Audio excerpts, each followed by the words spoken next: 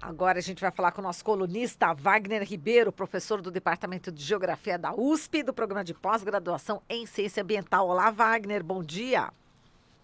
Bom dia, Marilu. Bom dia, quem nos acompanha. Bom, Wagner, vamos falar aqui sobre o projeto de lei, né, 191, que pretende liberar aí o cultivo de transgênicos em terras indígenas. Bom, é mais um ataque aí contra os povos indígenas no Brasil, né, Wagner?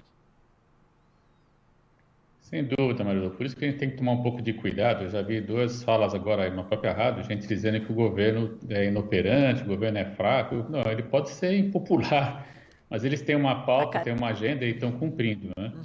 Infelizmente, eu diria, né? E especialmente porque, não, como disse há pouco outro colega, que não cumpre a Constituição na política externa e também porque afronta aí direitos fundamentais no caso das terras indígenas, né? Ele muda sutilmente a redação de um outro artigo, a Lei 11.460, e simplesmente suprime a palavra terras indígenas, né? Na proibição de cultivo de organismo transgênico. Ou seja, aquilo que não está na lei, pode, né? Então, de certa forma, ele, sem nenhum pudor, né, tira a possibilidade, né, de impedir o cultivo de transgênico em terra indígena. Por que que é fundamental proibir o cultivo de transgênico em terra indígena, Maria Lu? Porque nós sabemos que os povos originários, né, os povos tradicionais, os indígenas, eles têm, cada nação indígena, eles têm aí um modo de operar com esse estoque que a natureza oferece, que é absolutamente singular, importantíssimo, e que pode se tornar, em caso de qualquer tipo de catástrofe ambiental, que não é nada impossível de ocorrer, uma nova fonte de alimento para todos nós, seres humanos, né? Porque eles têm lá formas de produção de alimento no volume razoável que atende às suas demandas, e que pode, com mais conhecimento associado, apresentar alternativas à produção de alimento, por exemplo, para a espécie humana em geral. Então, nós estamos falando de segurança alimentar, né? Não é simplesmente facultar o indígena a produzir o transgênico. Não, na verdade, manter áreas sem transgênico é manter a possibilidade que nós tenhamos aí no futuro, em caso de necessidade, áreas livres desse tipo de tecnologia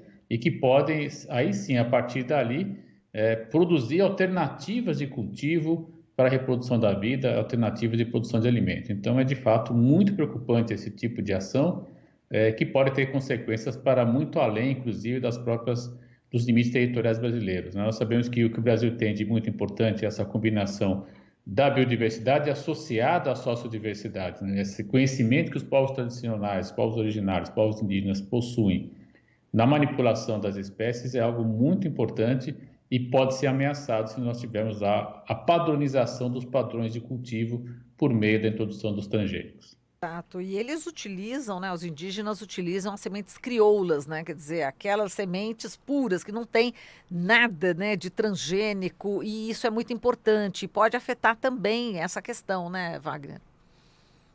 Sem dúvida, Mário, nós sabemos que a grande parte do alimento que nós comemos, né, arroz, feijão, etc., as hortaliças, né, elas não são produzidas em larga escala por meio de tecnologias, ainda que o feijão de alguma medida já tenha transgênico, né, mas em grande parte isso ainda não usado a transgenia, né? A transgenia está focada basicamente em cultivos como soja, principalmente, e também cana. Então, na verdade, nós não precisamos da transgenia para alimentação. Esse é outro mito que tem que ser dito também, né? A soja tem sido usada em larga escala para a produção de ração animal, que depois vai ser usada para alimentação de animais, sejam domésticos, sejam animais para depois se tornar proteína humana, enfim, gado. E quando muito a margarina que acabou entrando e o óleo de soja na nossa dieta, né? Especialmente no Brasil, mas em geral a grande massa de produção de alimento ela vem sim de práticas tradicionais, práticas agrícolas que não necessitam desse tipo de tecnologia. Então, esse é outro mito também, né? Todo mundo, muita gente diz, fala, se não tiver o uso do transgênico, não vai conseguir produzir alimento para os 8 bilhões de habitantes, ou 9 bilhões, conforme a estatística que se projeta para o mundo. Veja, isso é um mito porque nós sabemos que grande parte da comida que se consome hoje, ela não necessita dos transgênicos. Nós temos, inclusive, conhecimento técnico hoje bastante importante, né, que faz com que a terra seja mais produtiva, com menos uso de água, e ela pode ser, inclusive, balanceada com nutrientes, inclusive a partir de rotação de culturas, combinando aí aproveitamento de resíduos, de materiais, etc., lixo orgânico, inclusive. Então, é possível, sim, todas as práticas, por exemplo, que a gente assiste hoje, Marilu, nas áreas urbanas, né? A gente tem assistido aí um crescimento expressivo, e vários colegas da universidade já estão trabalhando também esse tema, acompanhando esse crescimento importante, de cultivo em áreas urbanas sem transgênico, né? Estamos vendo aí, então, o pessoal produzindo alimento nas suas próprias, nos vazios urbanos, né? E isso, de certa maneira, alivia a pressão sobre a agricultura lá no campo e também desmonta esse argumento que é necessário produzir alimentação a partir dos transgênicos. Perfeito, Wagner. A gente agradece aqui a sua participação. E aí, você curtiu o carnaval? Saiu em algum bloco, escola? Ou ficou só descansando, hein, Wagner? Eu fiquei descansando, mas no domingo eu fui dar uma olhada na cidade. Eu acho muito importante essa tomada do espaço público, especialmente pela juventude, né? Eu espero que eles continuem nas ruas, porque nós estamos aí diante de uma ameaça à democracia brasileira e é necessário estar na rua para além da festa, né? Na festa foi muito bonito, eu fiquei acompanhando assim a meninada toda fantasiada, toda animada, isso é muito bacana.